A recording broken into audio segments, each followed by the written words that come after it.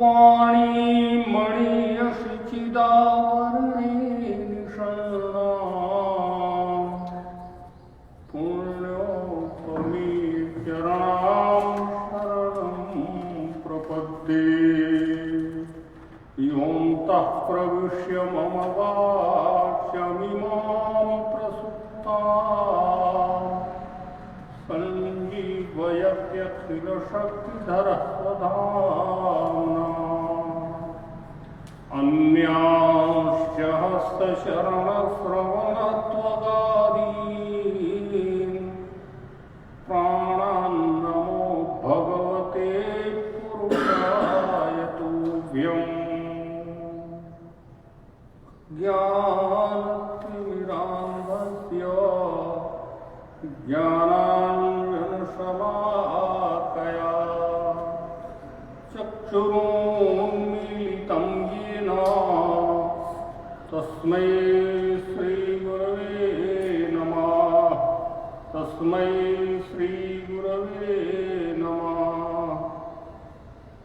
महर्षि चाणक्य राष्ट्रीय वेद विद्या प्रतिष्ठान के द्वारा संचालित से सभी के लिए वेद कक्षा में आप सभी महान भावों का स्वागत है। जैसा कि प्रकरण चल रहा है भारतीय संस्कृति। भारतीय संस्कृति में गुरुवार रविन्द्रनाथ टैगोर का प्रकरण है। कल भी इस पर चर्चा हुई थी। ये भारत की भूमि अद्यावधि से अर्थात सृष्टि के आदि से ही ज्ञान विज्ञान के अन्वेषण मूल रूप से तो हमारा वेद है। और वेद एक इतना बृहद साहित्य है कि मानव जाति, मानव समाज सदियों से, शताब्दियों से उसके रहस्यों को उद्घाटित करते करते एक बहुत बड़ी लंबी ऋषियों की श्रृंखला चली आ रही है। ऋषियों की श्रृंखला इतनी लंबी है, प्रत्येक युग में, प्रत्येक कालखंड में कोई न कोई ऐसा महापुरुष निकल कर आता है जो उन वेदों के रहस्यों को निकाल कर कुछ सामने रख जाता है।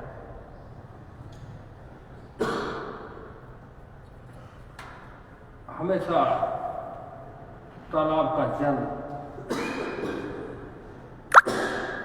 में कोई आकर कंकड़ मारता है, फिर उसमें स्पंदन होता है।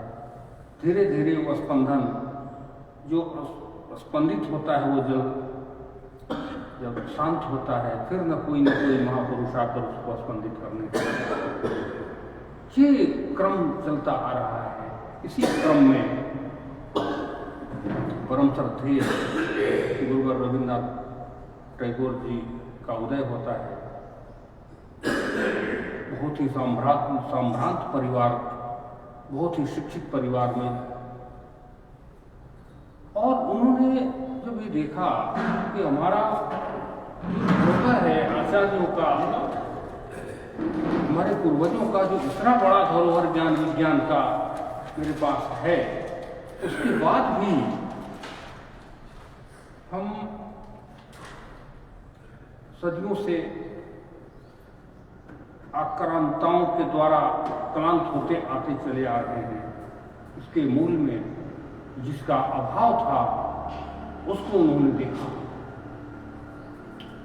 स्वयं उनके पिताजी बड़े विद्वान थे और भारतीय संस्कृति और वेदों का जो गूढ़ रहस्य है उसे मानव जीवन में कैसे उतार कर हम एक समृद्ध समाज की स्थापना कर सकते हैं, इसका चिंतन उनके हृदय में बहुत ज्यादा हुआ। उस समय दो बड़े महापुरुषों का उदय होता है। महर्षि श्री अरविंद जी का, जिनकी धारा कुछ अलग थी। उन्होंने यत् पिंडे तत् ब्रह्मांड, जो पिंड है वो ब्रह्मांड है, उसका अन्वेषण करके संसार को एक ऐसा ज्ञान दिया जो सारा विश्व उसके खोज में लगा हुआ है। उस चेतना का मानवीय उस चेतना को जो परम चेतना है वहां जाने की जो मार्ग प्रशस्त किया श्री अरविंद जी ने, उसी बंगाल की भूमि से गुरुवर रविन्द्रनाथ टैगोर जी का उदय होता है। इनकी दृष्टि समाज को कैसे सुदृढ़ बनाकर एक विकसित और बौद्धिक राष्ट्र का निर्माण किस प्रकार से हो, इस पर इनकी दृष्टि पूर्ण रूप से रही। इस उद्देश्य को लेकर उन्होंने 1901 में एक विद्यालय की स्थापना करते हैं। हालांकि ये विद्यालय उनके पिताजी एक छोटे से इकाई के 5-6 छात्रों को इकट्ठा करके और इसका शुरुआत उनके पिताजी के द्वारा किया गया था। ऐसा भी माना जाता है कि कोई था जो 80 एकड़ भूमि उस जमाने में 5 रुपए वार्षिक उसका वो दे करके किराया समझा जाए देकर, और उसमें इनका संकल्प हुआ कि मैं इसमें विशाल काय शिक्षण संस्थान की स्थापना करूं। उसमें 2 वृक्ष थे जहां की वो ध्यान लगाया करते थे। हमारे महापुरुषों ने देखा जो वेदों का सिद्धांत है, आत्मा प्रकाश का पुंज है, आत्मा ही उस परम चेतना का इकाई है, वहां तक पहुंचने का जो मार्ग प्रशस्त हम कर पाएंगे, तो मार्ग प्रशस्त तब हो पाएगा जब उस प्रकाश का दिग्दर्शन हम स्वयं कर पाएंगे। तो इस उद्देश्य से वो उस वृक्ष के नीचे ध्यान लगाया करते थे। जो भी प्रकाश प्राप्त हुआ हो, कोई भी व्यक्ति जब उस चेतना की ओर आगे बढ़ता है तो उसे प्रकाश की प्राप्ति होती है, और वो जो जिसको प्रकाश प्राप्त होगा वो संपूर्ण विश्व को अपने हृदय में, उसके हृदय की परिधि से संपूर्ण विश्व अलग नहीं हो सकता, और वो सबको अपना ही स्वरूप मानता है, और अपना और सब में अब स्वयं को देखना, और सब में स्वयं को देखना और स्वयं में सबको देखने की जो दृष्टि प्राप्त होती है वो ध्यान से होगा। इसके लिए कोई अलग से कक्षा नहीं होती है, वो स्वयं की कक्षा होती है, जो महात्मा बुद्ध कभी कह गए अप्पा दीपो भवा। उनके उसमें पाली भाषा में उनका जो सारा ग्रंथ है, तो उनका मूल सिद्धांत था अप्पा दीपो भवा, स्वयं को दीप्तमान हो जाओ। अब यहाँ धारा 2 चलती है कि हम तो प्रकाशित हो गए, हमारा राष्ट्र कैसे समृद्ध होगा। 2 धाराओं की दृष्टि से हमारी जो आर्ष परंपरा है चली है, एक तो स्वयं को उस प्रकाश से प्रकाशित करें, दूसरी धारा है जो हम प्रकाशित तो हुए, हम अपने समाज के सभी वर्ग को कैसे सुदृढ़ बना करके इस देश को आगे चलाएं, उसमें 2 धाराएं दिखाई देती हैं। इसी 2 धाराओं में जो महर्षि माननीय टैगोर जी का जो सिद्धांत था, वो बड़े अंतर चेतना से इतने क्लांत थे इस विषय को लेकर कि इतनी समृद्धि होने के बाद, इतनी बौद्धिक समृद्धि होने के बाद भी हम दूसरे के द्वारा सताए जा रहे हैं। इसके उद्धार के लिए हमारे युवकों में वो गुणवत्ता उत्पन्न करें जो कभी भी किसी के सामने झुक न सके। और वास्तव में झुकने का तो प्रश्न ही कहाँ उठता, हमारे पास इतनी बड़ी समृद्धि रही है। कोई कारण रहा होगा जो हम विपन्नता को प्राप्त हुए हैं, उसको सुधारने का प्रयास इन्होंने पूर्ण रूप से किया। इसी का को मूल उद्देश्य में रखते हुए इन्होंने शांति निकेतन की स्थापना की। शांति निकेतन की स्थापना तो इन्होंने किया है, और स्वयं एक बहुत बड़े साहित्यकार और छंद शास्त्र के अद्वितीय महापुरुष छंद शास्त्र जो है, जो कविता करने की जो कला है, ये ऐसी कविता,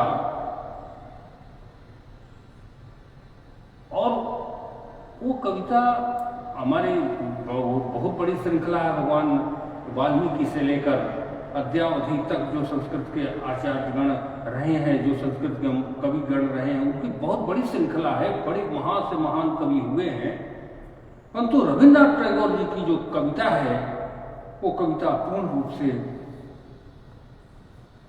आत्मचेतना को प्रकृति में स्थापित करके दोनों में तादात्म्य स्थापित करने की जो एक ऐसी अद्वितीय छवि जो उभर कर आती है सामने, एक उच्च कोटि के दार्शनिक विद्वान।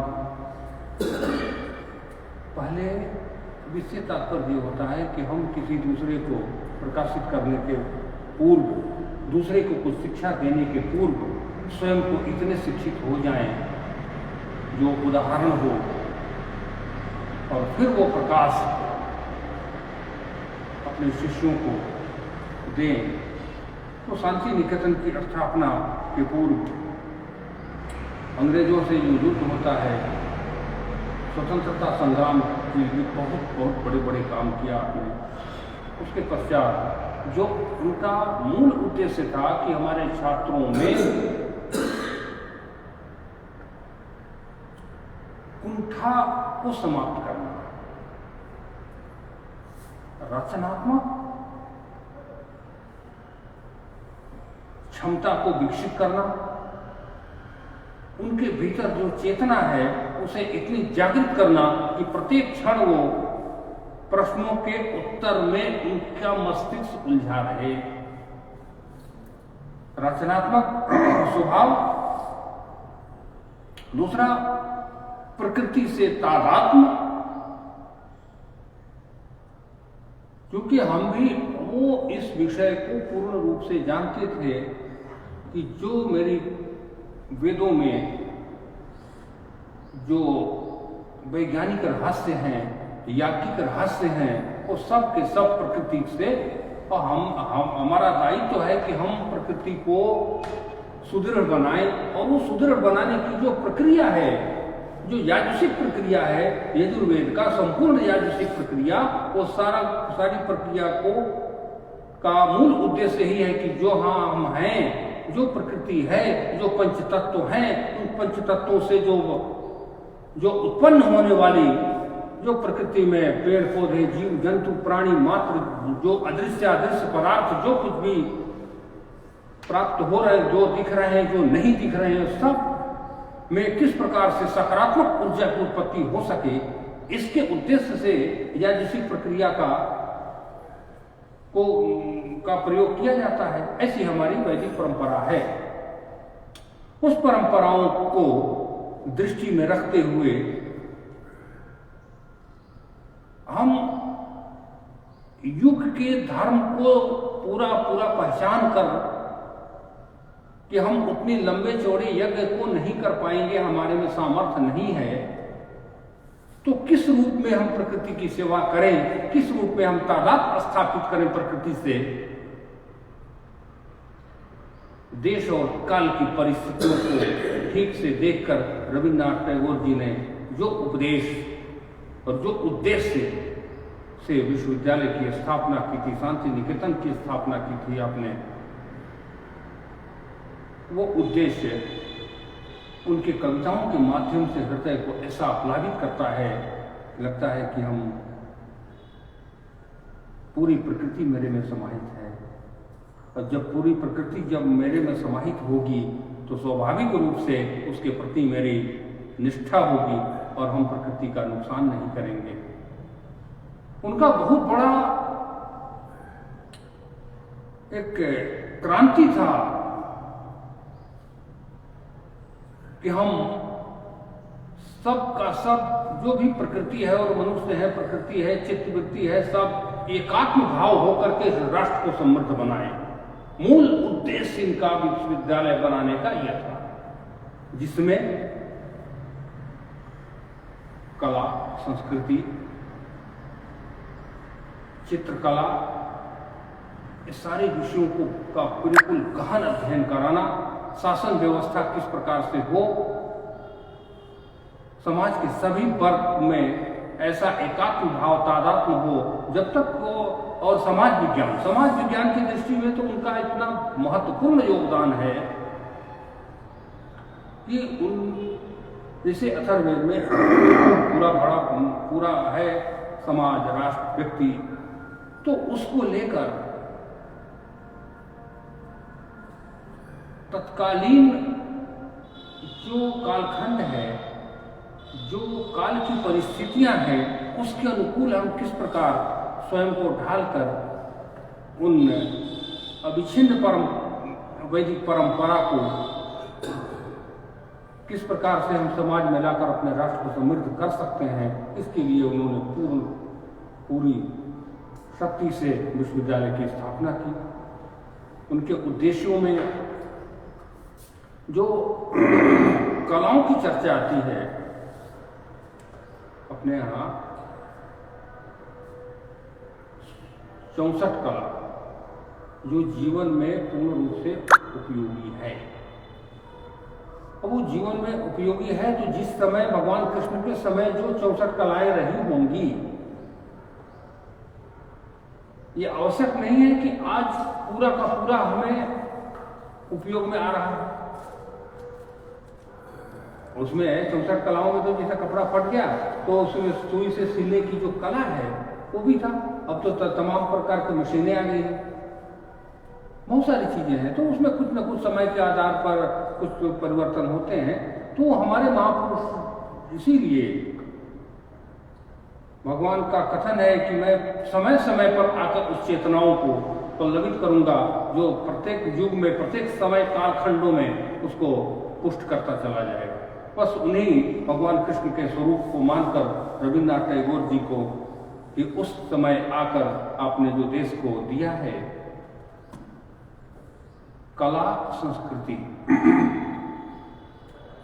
तो उनका जो मूल चिंतन है, जहां तक मैं समझ पाया हूं, जो मेरी मति बुद्धि है मैं उस हिसाब से निवेदन कर रहा हूं कि जो मनुष्य का जो चित्त है वो इतना चंचल है, तो उस चंचल मन को किस प्रकार से हम एक सद्मार्ग की ओर ले जाएं, उसका रास्ता स्थापित किया। उन्होंने ये सोचा कि इसको कला के माध्यम से, संगीत के माध्यम से, इसमें विविध प्रकार के रचनात्मक, उनके भीतर छात्रों में ऐसी रचनात्मक ज्ञान को डाला जाए जिससे वो छात्र के मन में ऐसा स्फुटन पैदा हो, ताकि ऐसा जिज्ञासा पैदा हो, और उस जिज्ञासा की जो पूर्ति क्रमशः होती जाएगी तो एक व्यक्ति, एक सामान्य मनुष्य से एक महामानव की ओर अग्रसर होता चला जाएगा। ऐसा गुण, ऐसे गुणों को विकसित करने का कार्य रविन्द्रनाथ टैगोर जी के उद्देश्य, प्रधान उद्देश्य उन्हें समझा था। अब वहां शिक्षा की बात आती है कि उन्होंने शिक्षा का जो मूल उद्देश्य होता है कि जो वस्तु, जो चीज मैं जानता हूं उसको सीधा सीधा कार्य रूप में परिणित करना, वो शिक्षा का उद्देश्य है। जैसे किसी को बता दिया कि भैया ये रोटी बनाना है तो इस प्रकार से उसकी प्रक्रिया है, और बता देने मात्र से वो व्यक्ति काम तो नहीं कर लेगा ना। चित्त में है कि ऐसे ऐसे करूंगा तो हो जाएगा, परंतु जब आप करने जाएंगे तो स्वाभाविक है कि क्रियात्मक स्वरूप में उसमें परिवर्तन हो जाए। तो जो क्रियात्मक स्वरूप है ज्ञान का, उसको विकसित करने का कार्य, और शिक्षा का एक मूल उद्देश्य ये है। ये शिक्षा शब्द जो है ये वेदांग से आया है, जो वेदांग में 6 वेदांगों में शिक्षा है। और उस शिक्षा का जो अर्थ है कि किस क्रिया को किस विधि से की जाए, ये शिक्षा है। अब वहां जो वेदांग शिक्षा है, उस वेदांग शिक्षा में किस अक्षर को कितनी मात्रा, कितनी बल, कितनी किस प्रकार से उच्चारित किया जाए। जितनी ध्वनि है सृष्टि में, उन वर्णों का उच्चारण किस प्रकार से किया जाए उसका उदाहरण देते हैं विविध प्रकार के जीव जंतुओं के स्वरों से कि इस प्रकार से उच्चारण करें। तो जो क्रिया है, जो शब्द है, हमें प्रकृति के अनुकूल जो कार्य है उस स्वरूप में उस क्रिया को ढाल करके संपादित करने का नाम शिक्षा है। तो उस रहस्य को समझते हुए उन शांति निकेतन की स्थापना की गई कि जीवन में प्रत्येक क्रिया को हम शिक्षा के रूप में, जो भी मैं कार्य करूं वो पूर्ण रूप से सर्वग्राह्य हो सके। समाज में, प्रकृति में बहुत सारी ऐसी क्रिया है तो समाज के लिए बहुत अच्छा है, लेकिन प्रकृति के लिए नुकसान है, प्रकृति को हानि पहुंचाने का इस प्रकार की क्रियाओं का भरमार है इस समय। हमें तो बहुत अच्छा लग रहा है, ये बहुत बड़ा रहस्य है। तात्कालिक रूप से यदि व्यक्तिगत रूप से मैं देखूं तो जो चीज खाने में बहुत अच्छा लग रहा है, आवश्यक नहीं कि शरीर के लिए वो अनुकूल है। इसी प्रकार से क्रिया, कोई भी क्रिया हो, ये पूर्ण रूप से आवश्यक नहीं है कि हमारे समाज को, हमें, हमारे राष्ट्र को जो बहुत अच्छा लग रहा है वो सही में अच्छा है या नहीं है। इसका जो परिज्ञान है, इसको दृष्टि में रख करके हमारे पूर्वजों ने इस पर बहुत बड़ा काम किया है। क्योंकि ये जो सृष्टि है, मेरा शरीर है, ये मेरी इच्छा से नहीं चल रहा है। मेरा कोई वश नहीं है, न शरीर पर है न प्रकृति पर है। तो मेरा कभी किसी विषय पर बस है ही नहीं। तो जो उसमें अनुकूलता होगी या प्रतिकूलता होगी, इसका जो विभाजन करने वाला जो ज्ञान है वही शिक्षा है। मुझे पता नहीं कि मेरे लीवर और हार्ट कितने % काम कर रहे हैं, इसके लिए तो मुझे डॉक्टर के पास जाना पड़ेगा। और मुझे इच्छा है कि मैं ये खा जाऊं, ये खा लूं, मुझे बहुत अच्छा लगता है, लेकिन ये शरीर के लिए अनुकूल है या नहीं, व्यक्ति को, किसी को पता नहीं होता। प्रकृति में मैं जो कार्य कर रहा हूं, इससे प्रकृति और पुष्ट हो रही है या उसमें कोई विघटन पैदा हो रहा है, इसका ज्ञान हमको बिल्कुल नहीं होता, न शरीर के लिए न प्रकृति के लिए।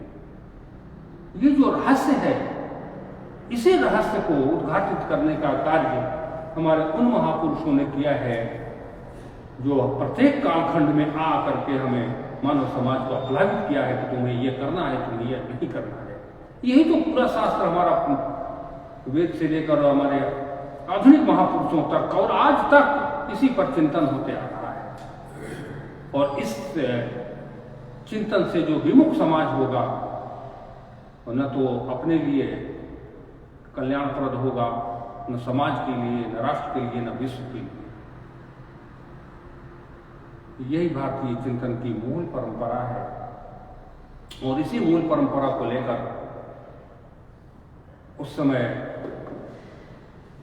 गुरुवर रविन्द्रनाथ टैगोर जी ने इस वेदना को समझते हुए कि आज के देश की परिस्थिति इतनी खराब होती चली जा रही है, हमारे समाज में एक वर्ग दूसरे वर्ग में वैमनस्य उत्पन्न हो रहा है। सबसे पहले उन्होंने वैमनस्यता को दूर करने का प्रयास किया। इस विशाल भारतवर्ष के आज बड़े ही गौरव के साथ कहना है कि ये जो हमारा राष्ट्रगान है उनके द्वारा प्रणीत है। एक ही नहीं, बांग्लादेश का भी राष्ट्रगान उसी अपने समय में ही उन्होंने लिख दिया था। आज भी बांग्लादेश का जो राष्ट्रगान है वो रविन्द्रनाथ टैगोर जी का। और शांति निकेतन में उस समय ऐसा सुनता हूँ, ऐसा सुना जाता है कि श्रीमती इंदिरा गांधी जी की शिक्षा वहीं पर हुई थी। और राष्ट्र को कैसे समाज में और राष्ट्र में किस प्रकार से निर्णय लिया जाए, इसकी जो सूक्ष्म से सूक्ष्मतर ज्ञान है,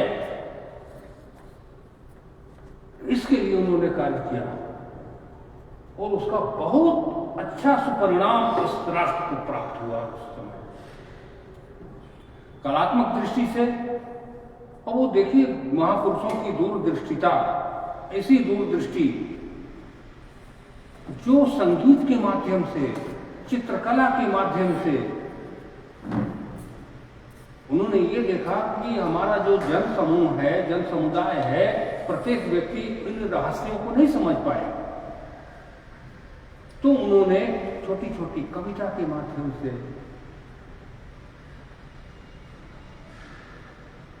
नाटक के माध्यम से, छोटी लघु नाटिका के माध्यम से किस प्रकार से हम समाज को उस परम ज्ञान की ओर अग्रसर कर सकें, इसके लिए उन्होंने सारा जीवन अपना लगाया।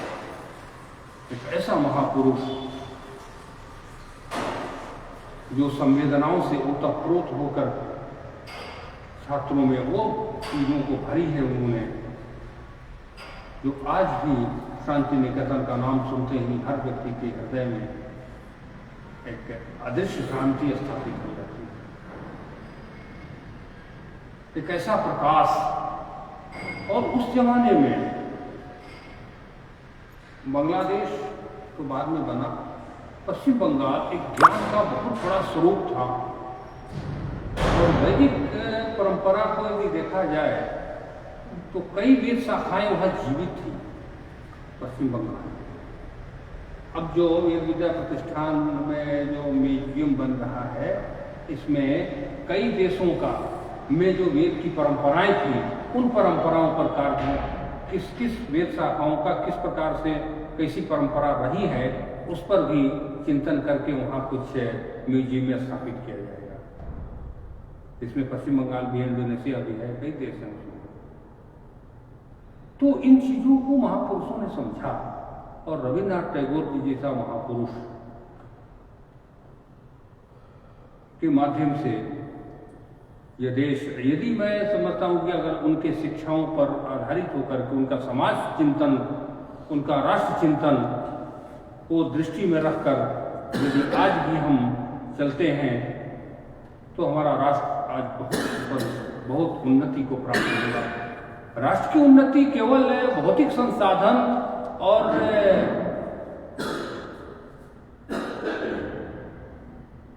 युद्ध में प्रयोग होने वाले उपकरणों को इकट्ठा करने मात्र से राष्ट्र समृद्ध नहीं होता। राष्ट्र समृद्ध होता है युवाओं में ज्ञान और एक ऊर्जावान युवा इसको विकसित करना, यह राष्ट्र का मूल उद्देश्य है। समृद्ध राष्ट्र यदि बनाना है तो स्वामी विवेकानंद हों, महर्षि अरविंद जी हों,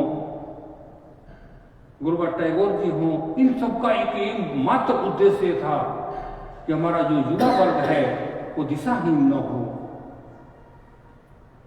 जिस समय वो राष्ट्र समाप्त हो जाता है, जिस समय अपने राष्ट्र का गौरव उस वहां के युवा वर्ग में समाप्त होता चला जाता है। आज आवश्यकता है इन महापुरुषों के शिक्षा का स्मरण करने का, विशेष करके देश का युवा जो दिशाहीन हो रहे हैं। आज जो ये कहने में बिल्कुल संकोच नहीं है कि आज जो शिक्षा प्रणाली है हमारी, इसमें गुरुजन जो है केवल जो निर्धारित विषय है उससे ऊपर उठ करके छात्रों में चरित्र और उनमें उत्साह वर्धन का कोई विशेष कार्य नहीं कर रहे हैं। हमारी गुरुकुल शिक्षा प्रणाली में शांति निकेतन भी एक उत्कृष्ट और उच्च स्तरीय गुरुकुल शिक्षा प्रणाली का एक प्रधान केंद्र हुआ करता था। इसी उद्देश्य से गुरुकुल प्रणाली का तात्पर्य यही है कि छात्र की जो चित्तवृत्ति है उसको परिमार्जित करना, ताकि बाहर की, क्योंकि मूल कारण यही है ना कि जो इंद्रिय है और विषय है तो दोनों का, क्योंकि इंद्रियों का मूल कर्म जो है वो विषयों पर आकर्षित होना है और उन विषयों से निकाल कर सद्मार्ग पर ले जाना, ये गुरुजनों का कार्य है। वो जो मूल चीज है वो धीरे धीरे समाप्त होती चली जा रही है। है। इन चीजों का स्मरण हमारे पूर्वजों को पूर्ण रूप से था, क्योंकि इंद्रियों का काम है भाई, विषय है तो विषय पर वो स्वाभाविक रूप से जाएगा, उसकी प्रकृति है। और इसी में सारा दुनिया जो है क्लांत है, और उसे सुख होना नहीं है, कुछ नहीं होना है। इंद्रियों के और विषयों का जो संसर्ग है, इसका जो क्षणिक सुख है, इस क्षणिक सुख को से कुछ होना नहीं है। उससे केवल समाज और व्यक्ति, समाज और राष्ट्र की अवनति के अतिरिक्त कुछ नहीं होना। उससे अलग करके इन दोनों में का जो विभाग है, उन छात्रों में उन विषयों से उनकी चित्तवृत्ति को अलग करके, और अलग किस प्रकार से, इनमें जो विकृति आएगी विषयों के और चित्त की, इंद्रिय और विषय के जो संसर्ग से जो एक प्रकार से व्यक्ति में जो विकृति पैदा होगी, इसका परिज्ञान कराकर आप सीधे किसी को रोक दीजिए कि न करिए, तो वो उसका तो कदाचित भय के कारण रुक भी जाए, लेकिन बार बार मन तो उधर ही जाएगा ना। इसलिए पूरा परिज्ञान कराकर कि आपको इस प्रकार का दुष्परिणाम इससे प्राप्त होगा, ऐसी चित्तवृत्ति में ज्ञान स्थापित करेंगे नहीं, तब तक व्यक्ति पूर्ण रूप से सुसंस्कृत नहीं हो सकता। उसके लिए नाना प्रकार की प्रक्रिया भी बताई गई है अपने यहाँ। संस्कारों की प्रक्रिया इसी विषय पर आधारित है। 16 संस्कार जो होते हैं, इनका मूल उद्देश्य ही है कि मेरा चित्तवृत्ति, मेरी चित्तवृत्ति, मेरा संस्कार, मेरे प्रत्येक कर्म, चित्तवृत्ति जब शुद्ध हो जाएगी तो कर्म तो स्वाभाविक रूप से शुद्ध हो जाएंगे। इसके लिए बहुत गंभीर चिंतन उपनिषदों में, बृहदारण्यक में इतना जबरदस्त चिंतन है सर। स्पष्ट आता है कि जब शिशु मातृ उदर से बाहर आते हैं तो माता के संरक्षण में, पिता के संरक्षण में रहते हैं। उसके बाद वो गुरु के संरक्षण में, अर्थात गुरु गर्भ उसका कहा जाता है। गुरु गर्भ इसीलिए कहा गया है ताकि वो तमाम प्रकार की जो विषय, इंद्रिय और विषय का जो संपर्क है, उससे वो गुरु का जो ओरा है, तेज है, ज्ञान का स्वरूप है, वो उससे रक्षा कर सके उन विषयों से। इसीलिए गर्भ कहा गया कि वो बच्चा गुरु गर्भ में जाता है। कुछ चीजें धीरे धीरे गुरुकुल की हमारी समाप्त होती गई। इसलिए इंद्रिय और विषयों का जो आपस का समागम है, ये क्रमशः बढ़ता चला गया, और ये बढ़ता चला गया तो ये इसका कोई अंत नहीं है, और इससे व्यक्ति का तो नाश होता ही है, साथ साथ समाज और राष्ट्र भी अवनति को प्राप्त होता है। इन चीजों को बारीकी से समझा हमारे आचार्यों ने, तो गुरुकुल प्रणाली के माध्यम से 24 घंटा छात्रों को गुरु के सानिध्य में रहना, उनके आचरण को देखना और उससे स्वयं को, उस आचरण से अपने को प्लावित करना, ये संस्कार क्रमशः होता चला। अपने से लिया हुआ संस्कार वो छात्र अपने छात्रों को देना और उसी पर जीना, और फिर वो संस्कार दूसरे पीढ़ी में सीधा का सीधा स्थानांतरित करना, ऐसी एक हमारी परंपरा रही है।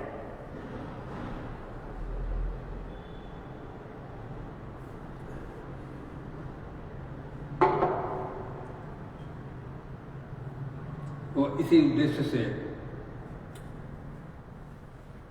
आज आवश्यकता है उन महापुरुषों को स्मरण करके उनके द्वारा दिए गए संस्कारों को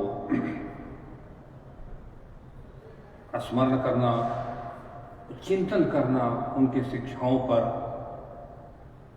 और ये संसार आज रविन्द्रनाथ टैगोर जैसे महापुरुष का स्मरण करने का आज से इतनी आवश्यकता है कि प्रत्येक क्षेत्र में हम युवा वर्ग को पूर्ण संस्कारित करें और इन विषयों को लेकर जो चिंतन उन्होंने किया था कि मेरे छात्र, मेरा युवा वर्ग किस प्रकार का हो जो देश को, क्योंकि व्यक्ति जब स्वयं का उद्धार नहीं कर सकता तो राष्ट्र, समाज और परिवार राष्ट्र का कैसे उद्धार कर पाएगा। वो इकाई से शुरू करते हैं, एक एक व्यक्ति एक राष्ट्र का एक स्वरूप है। और सबसे बड़ी बात यह आ जाती है कि कोई प्रजातांत्रिक प्रणाली में तो ये सबसे ज्यादा महत्व है इस चीज का। यह न जाने जो सड़क पर चल रहा है काफी विपन्न कोई दिख रहा है बच्चा, न जाने कल को हमारा राष्ट्रपति बन जाए, किसके लीलार पर क्या लिखा हुआ है किसी को कोई पता नहीं है। राजतंत्र नहीं है कि वंशानुक्रम से और राजा बनता चला रहा है, कोई किसी को भी उठाकर किसी भी पद पर डाला जा सकता है, किसके कंधे पर कौन सी जिम्मेदारी प्राप्त हो जाए किसी को पता नहीं है। ऐसी स्थिति में, ऐसे राष्ट्र में प्रत्येक नागरिक हमारा महत्वपूर्ण है।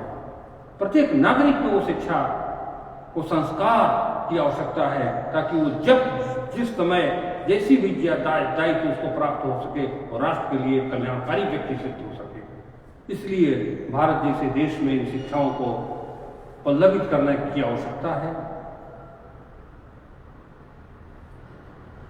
मैं आशा करता हूं कि मैंने जो अपने छोटी सी ज्ञान बुद्धि से जो आपके सामने निवेदन किया है, इसमें त्रुटि हुई तो क्षमा करेंगे, आप लोग बड़े हैं। इन्हीं शब्दों के साथ सादर प्रणाम करता हूँ।